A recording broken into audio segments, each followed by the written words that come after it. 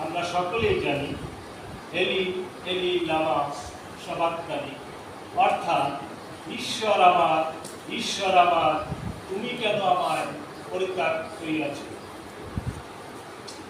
এটি একটি কঠিন কথা এবং এটি একটি সহজ কথা।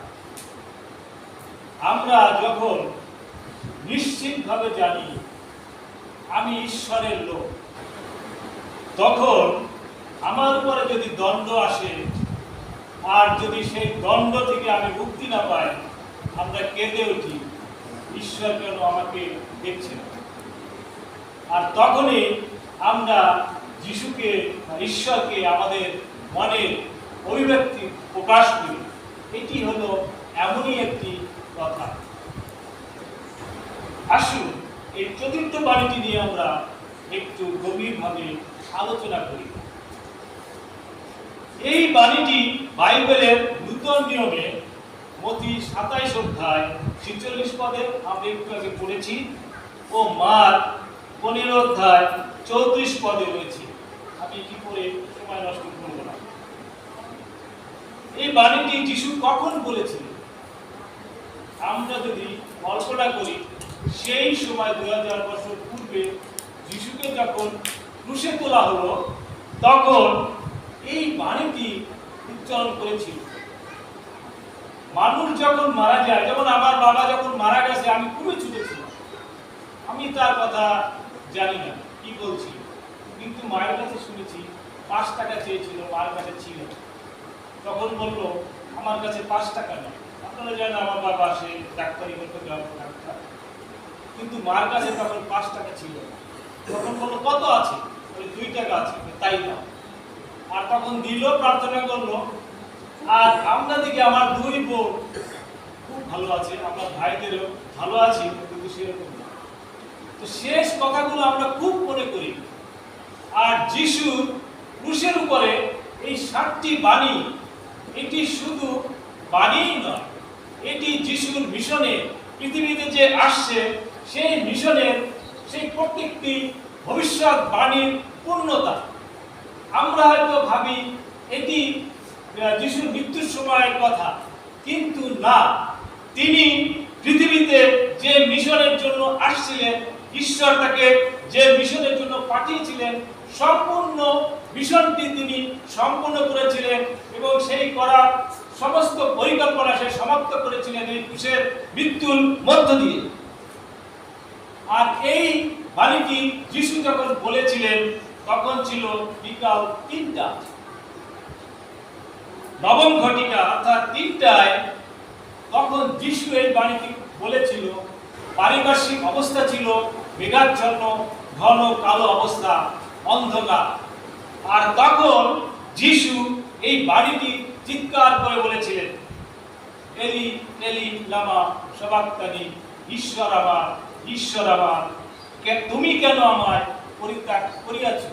আমরা যদি ভাঙি, দেখা যায় বলছে ঈশ্বর আমার, আবার বলছে ঈশ্বর আমার, একটি দাবি। আমরা বলি বাবা আমার, যিশুও বললেন ঈশ্বর আমার। তারপরে বলছে তুমি কেন আমায় পরিত্যাগ করিয়াছ। এইখানে আমার প্রশ্ন, কেন ঈশ্বর পরিত্যাগ করিয়াছেন? এটি হলো আত্মিক গভীরতা, শাস্ত্রের পূর্ণতা, পাপের মূল্য এবং আমাদের মুক্তির এক অসাধারণ প্রকাশ যিশু বললেন। দেখুন, এই বাণীটির 2টি অংশ নিয়ে আজকে আলোচনা করব। আমরা সচরাচর বুঝি যিশু যন্ত্রণাগ্রস্ত, তাই ঈশ্বর তাকে পরিত্যাগ করেছেন আর তিনি চিৎকার করছেন। কথা সত্য, কিন্তু তার উপরেও কথা রয়েছে। অর্থাৎ যিশু প্রত্যেকটা মুহূর্তে তিনি সেই অধ্যাপক এবং যারা ফরিসি এবং যারা সদ্দুকী যারা রয়েছিলেন, যারা সমাজের নামি দামি রয়েছিলেন, প্রত্যেকে বুঝাতে চেয়েছিলেন আমি হলাম সেই মসিহা, যা তোমাদের শাস্ত্রে ভবিষ্যৎবাণী করা হয়েছে সেটা পরিপূর্ণ প্রকাশ, কিন্তু তারা বোঝে নাই। কেউ হয়তো বুঝছে রাতে যিশুর কাছে গেছে, কেউ হয়তো বুঝছে কিন্তু মানুষের কথার জন্য তার কাছে যেতে সাহস পায় না। যেমন নিকোদিম রাতে গিয়ে বলছে যে আপনি কে, এবং অনেকে যিশুকে বুঝতো কিন্তু মানুষের ভয় যেত না। তাই যিশু সব সময়ের জন্য নিজেকে প্রকাশ করতে চেয়েছে, আমি সেই মসীহ।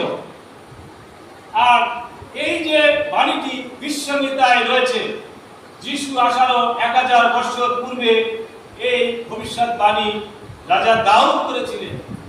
সেই বিশ্বগীতা 22-1 থেকে যদি আমরা শেষ পর্যন্ত পড়ি, সেখানে আপনারা দেখতে পারবেন প্রত্যেকটি, যেমন 17-18 পদে হুবহু প্রকাশ যিশুর বিষয়ে। এবং এক পদ তিনি উদ্ধৃত করেছিলেন। আর তখনকার সময় সেই চালু ছিল যে যদি প্রথম লাইন বলা হতো, তার মানে ওই গীতটি পরিপূর্ণভাবে প্রকাশ পেত। আর যিশু আরামিক ভাষায়, যেটা যিশুর দৈনন্দিন ভাষা ছিল, সেই ভাষায় তিনি প্রকাশ করেছিলেন এই কথাটি, যাতে মানুষ বুঝতে পারে আমি শেষ মুহূর্তে আমি সেই মসিহা। কারণ তিনি প্রথমে বলছেন ক্ষমার বাণী, ক্ষমা করে দাও, যেটা তার মিশনের প্রথম, যে ক্ষমা করে দাও। দ্বিতীয় বাণী ছিল তুমি পরম দেশে নিতে হবে, এটা তার মিশনের একটি অংশ। তিনি কেন এসেছেন? আমাদেরকে এদনে নিয়ে যাবেন, পরম দেশে নিয়ে যাবেন। যিশু ঈশ্বর যেখানে থাকে আমরা সেখানে থাকবো, যদি যিশুকে আমরা বিশ্বাস করি। আর যদি যিশুকে আমরা বিশ্বাস না করি, আমরা সেখানে যেতে পারবো না। তাই যিশু সেই স্মরণ করে দিলেন। আর সে দেখেন, তার তো কোনো বাপ্তিস্ম ছিল না, সে একজন দস্যু। তাকে বিশ্বাসের মধ্য দিয়ে, যিশুকে বিশ্বাসের মধ্য দিয়ে সে পরম দেশে চলে গেল। আপনি আমি যেতে পারলাম না, আপনি আমি কেন রয়েছি? আমরা যদি শেষ মুহূর্তে ওই আনুষ্ঠানিকতার মধ্যে দিয়ে নয়, কিন্তু যিশুকে যদি আমরা বিশ্বাস করতে পারি, অবশ্যই করে যিশু বলবেন তুমি আজকে আমার সাথে পরম দেশে যাবে, যেখানে আমরা থাকি তুমিও থাকবে, সেই এদনে থাকবে। এইগুলো একটি বিষয়। তারপরে দেখেন 10 আজ্ঞা ঈশ্বর বলেছিল, 2টি শ্রেষ্ঠ আজ্ঞা, পিতা মাতাকে সমাদর করো এবং প্রতিবেশীকে আপনার মতো প্রেম করো। যিশু ভুলে যান নাই, কারণ যিশুর মৃত্যুর সময় যোসেফের আমরা কোনো ইতিহাস পাই না। অর্থাৎ যিশু তাহলে সে ছিল, আমরা ধরে নিতে পারি, মাফ করবে, বিধবা। সেই সময় বড় সন্তানের উপর দায়িত্ব ছিল মাকে দেখা। আর যিশু যখন ক্রুশে, তখন কেউ তার সাথে ছিল না, তার শিষ্যরা প্রাণ ভয়ে পালিয়েছিল। শুধুমাত্র গর্ভধারিণী মা আর তার প্রিয় শিষ্য যোসেফ। আর তখন তিনি তার সেই দায়িত্ব, আমার বড় ছেলে, আমার মায়ের দায়িত্ব কে নেবে? আমি যখন থাকবো না, তাকে কে দেখবে? আর ঠিক তখন শিষ্যকে সে দায়িত্ব দিল। ঈশ্বর যে 10 আজ্ঞায় বলেছে পিতা মাতাকে সমাদর করো, যিশু সেটা স্মরণ করিয়ে দিলেন। আর 30 বছর দায়িত্বে ছিলেন এই যোহনে, যিশুর মা। তারপরে রয়েছে এলি এলি লামা সবাক্তানি। এই জিনিসগুলাই শেষ মুহূর্তে সেই সময়ের উপবাসকারীদের, তারা 4 শ্রেণীর লোক যিশু উপবাস করছিল, আর তাদেরকে বুঝাতে চেয়েছিলেন আমি এই সেই মসিহা। এই তো গেল একটি বিষয়। আজকে একটু বেশি সময় হয়ে যাবে, আমি আর বড় বিষয়ে যাব না। আমি দ্বিতীয় বিষয় নিয়ে আলোচনা করে শেষ করব। দ্বিতীয়টা হলো, দেখেন যোহন লিখিত সুসমাচারটা হলো সরাসরি যিশুর মা মরিয়মের থেকে শোনা, এবং 4টি সুসমাচারের মধ্যে এটি একটি আলাদা। কারণ 33 বছর যোহনের কাছে ছিল, আর যোহনকে যিশুর মা সেই সমস্ত ঘটনা বলেছেন যেটা তিনি সরাসরি প্রত্যক্ষভাবে দেখেছেন। আর এই সুসমাচারটি ছিল সম্পূর্ণরূপে একটু ভিন্ন এবং আলাদা। আর সেখানে লেখা রয়েছে আদিতে বাক্য ছিল, বাক্য ঈশ্বরের কাছে ছিল এবং বাক্য ঈশ্বর ছিলেন। সেই বাক্য 14 পদে আছে, সেই বাক্য মাংসের মূর্তিমান হলেন, সেই মাংসকে যীশু খ্রিস্ট। এবং যখন আমরা মাংসের মূর্তিমান হই, তখন আমাদের যে নিয়মে আমরা পৃথিবীতে আসি, যীশু খ্রিস্ট ঈশ্বরের মতো যে ঈশ্বর, সেই নিয়মের বাইরে যাননি এবং সে রক্তে মাংসে গড়া মানুষ হলেন। এবং তার অনুভূতি ছিল, সে ব্যথা পেলে পাচ্ছে, সে আমাদের সাথে মিশেছে।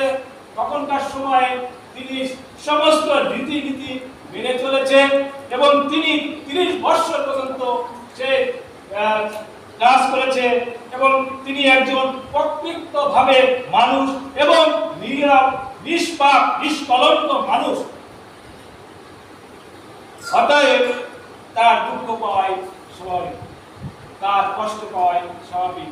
কারণ তাকে যে চাবুক দিয়ে কষাঘাত করা হয়েছিল, সেটা যদি আমাকে দেওয়া হতো, আমি 5 মিনিট বা 10 মিনিটে আমি মারা যেতাম। যেভাবে তাকে ব্রেক করা হয়েছিল, আমি সাথে সাথে মারা যেতাম। কিন্তু যিশু তার মিশন পরিকল্পনা, মিশন পরিপূর্ণ করার জন্য বেঁচেছিলেন সেই পর্যন্ত। কারণ যিশু আমাদের পাপের জন্য যিশু ক্রুশে মরবেন, তা পূর্ব থেকে পরিকল্পিত। আর আমরা যখন দ্বিতীয় মৃত্যুর আগে যখন দাঁড়াবো, আর তখন তাকে বিশ্বাস যারা আমরা করবো, তাদেরকে সেই যন্ত্রণা, সেই নরক যন্ত্রণার থেকে উদ্ধার করবেন। আর তিনিই হলেন প্রভু যিশু খ্রিস্ট। আর সেজন্যই তিনি ক্রুশে মরেছেন। আর তখন তার অবস্থা ছিল এতই কঠিন। এখানে লেখা রয়েছে, আমরা যদি দেখি বাইবেলে,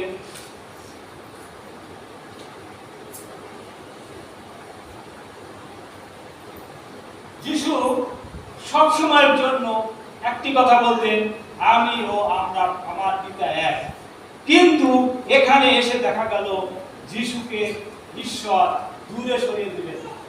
যেমন করে এদন বাগানে সেই তার তৈরি সেই মানুষ, প্রিয় মানুষ আদমকে যে অবাধ্য হলে পরে যিশু যখন দূরে করে দিয়েছিলেন, সেরকম একটা পরিস্থিতিতে যিশু যখন দাঁড়ালেন, আমাদের জন্য সমস্ত পাপ যখন তার উপরে দাঁড়ালো, সমস্ত মানুষ যারা আসছে এবং আসবে, সমস্ত মানুষের সেই যত পাপ রয়েছে সমস্ত যখন তার উপরে দেওয়া হলো, আর সে বিভৎস অবস্থা, তখন ঈশ্বর সহ্য করতে পারলেন না। আর তখন তিনি তার কাছ থেকে মুখ লুকালেন কিছু সময়ের জন্য। এটা ছিল দ্বিতীয় পর্যায়। কারণ তিনি পাপী রূপ ধারণ করলেন। তিনি পাপী হলেন কার জন্য? আমার জন্য, আপনার জন্য, আমাদের অনাগত ভবিষ্যতের জন্য। আর পাপ এমন একটা জিনিস, প্রথম পাপ হয়েছিল অবাধ্যতা, এবং তারপরে পৃথিবীতে পাপের পৃথিবী পরিণত হল। আর আমরা সেই সমস্ত পাপ যিশুকে অর্পণ করলেন ঈশ্বর, যেন আমরা সেই বেশ্যাবকের রক্ত দ্বারা আমরা ঈশ্বরের রাজ্যে, ঈশ্বরের সেই এদন বাগানে আমরা যেন যেতে পারি। আর ঠিক সেই মুহূর্তে যিশু কাছ থেকে ছায়া করলেন, আর যিশু তখন চিৎকার করে বললেন এই বাক্যটি, ঈশ্বর আমার, ঈশ্বর আমার। 2 বার উচ্চারণ করলেন, আকুতি করলেন, অধিকার নিয়ে বললেন, ঈশ্বর আমার, ঈশ্বর আমার, কেন তুমি আমার পরিত্যাগ করেছো? প্রশ্ন করলেন। এবং এই কথাটি মধ্য দিয়ে আমরা সেই পিতা পুত্রের মিলন খুঁজে পাই। আর আমি দীর্ঘায়িত করব না, আমি এখানেই আমার আজকের বক্তব্য শেষ করতে চাই। যদি আমার কথার মধ্য দিয়ে কোনো ভুল ত্রুটি থাকে, বা আপনাদের বুঝতে সমস্যা হয়ে থাকে, বা আমাদের যে ট্র্যাডিশনগুলো রয়েছে তার ব্যতিক্রম করে তাকে ভেঙে থাকি, আমাকে ক্ষমা সুন্দর দৃষ্টিতে দেখবেন। কেননা কারো কারো আমি স্নেহের ভাই, স্নেহের জন, কারো কারো আমি আত্মীয় স্বজন। এখানে আমরা সকলেই খ্রিস্টতে বিশ্বাসী ভাই বোন। তো আমাকে আপনারা সেই ক্ষমা সুন্দর দৃষ্টিতে দেখবেন। এবং শেষ মুহূর্তে আমি আহ্বান করতে চাই, আসুন আমরা আমাদের অন্তর দিয়ে আমরা যিশুকে ভালোবাসি এবং তার দেওয়া নির্দেশিত পথে আমরা চলি, এবং তার যে মিশন আমরা যেন সেই পরম দেশে আমরা যেতে পারি, এবং শেষ সময় যেন যিশু আমাদের জন্য প্রার্থনা করেন এবং আমরা যেন পাপ থেকে আমাদের উদ্ধার পাই। যিশু আপনাকে, আমাকে, আমাদের সকলকে আশীর্বাদ দান করুন। আমেন।